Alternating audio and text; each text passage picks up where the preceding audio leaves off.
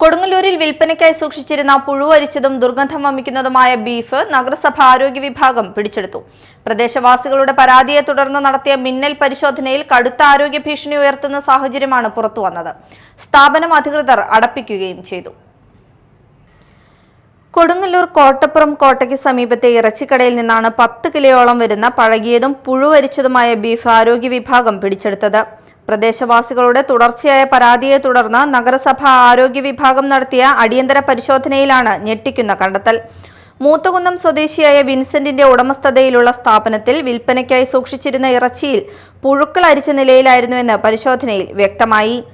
ആരോഗ്യത്തിന് ഗുരുതര ഭീഷണി ഉയർത്തുന്ന സാഹചര്യത്തിൽ പിടിച്ചെടുത്ത ഇറച്ചി ഉദ്യോഗസ്ഥർ ഉടൻ തന്നെ നശിപ്പിച്ചു. സ്ഥാപനത്തിന്റെ പ്രവർത്തനം അടിയന്തരമായി നിർത്തിവെക്കാനും നഗരസഭ നിർദ്ദേശം നൽകി. ജൂനിയർ ഹെൽത്ത് ഇൻസ്പെക്ടർ മഹേഷിന്റെ നേതൃത്വത്തിലായിരുന്നു പരിശോധന.